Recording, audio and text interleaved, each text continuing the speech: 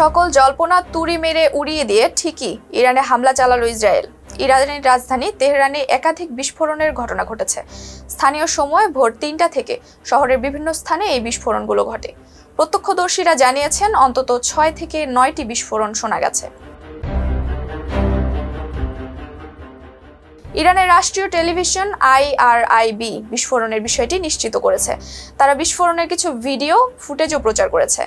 Times of Israel জানায়, Israel এই হামলার দায় স্বীকার করেছে। তারা এই অভিযানের নাম দিয়েছে নেশন অব লায়ন্স। ইসরায়েলি সেনাবাহিনী জানিয়েছে তারা ইরানের সামরিক ও পারমাণবিক স্থাপনায় হামলা চালিয়েছে।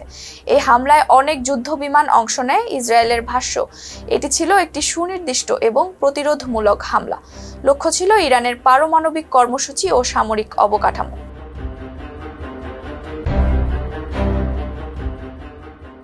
ইরানের রাষ্ট্রীয় সংবাদ মাধ্যম দাবি করেছে হামলায় তেহরানের আবাসিক ভবন ক্ষতিগ্রস্ত হয়েছে।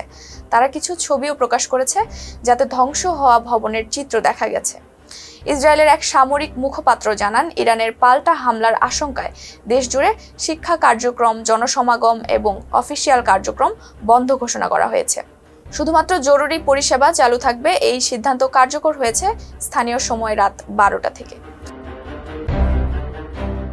ইসরায়েল বলছে তারা প্রতিরক্ষা নীতিতে তাৎক্ষণিক পরিবর্তন এনেছে। দেশ জুড়ে কেবল প্রয়োজনীয় কার্যক্রম চলবে।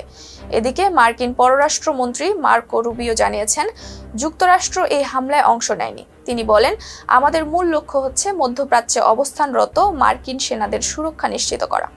তিনি আরও বলেন, ইসরায়েল মনে করছে এটি আত্মরক্ষামূলক পদক্ষেপ। তবে তিনি ইরানকে সতর্ক করে বলেন, মার্কিন স্বার্থ কিংবা সেনাদের ওপর হামলা না চালাতে। ইসরায়েলের প্রধানমন্ত্রী বেনিয়ামিন নেতানিয়াহু বলেন, এই হামলার লক্ষ্য ছিল ইরানের পারমাণবিক কার্যক্রম, ব্যালিস্টিক ক্ষেপণাস্ত্র এবং সামরিক সক্ষমতা। তিনি জানান, অভিযান চলবে যতক্ষণ না মিশন সফল হয়। এদিকে ইরানের তাসনিম সংবাদ সংস্থা জানায়, ইমাম খোমেনি আন্তর্জাতিক বিমানবন্দরে সব ফ্লাইট সাময়িকভাবে বন্ধ করা হয়েছে। তবে বিমানবন্দরটি সরাসরি হামলার শিকার হয়নি। ছিলাম নুসরাত জাহান জেরিন। ফেস দ্য পিপলের সাথে থাকার জন্য ধন্যবাদ।